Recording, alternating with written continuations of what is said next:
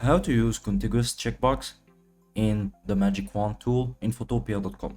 That's what we're going to do in today's video.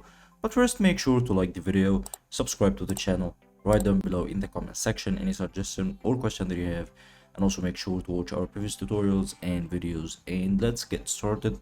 The magic wand tool is the tool used for selecting parts of the picture relative to its color. So it's selecting the parts on the picture with the same color. So let's use it and see how it affects. Let's click, for example, on this note with the magic wand tool.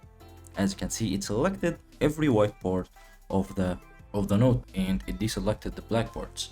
Why didn't it select the other white parts in the picture? It's because of the contiguous checkbox here. When contiguous is checked, only the connected similar colors are selected.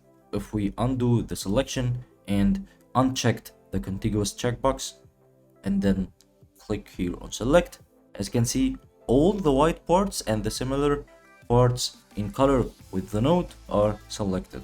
See here and here.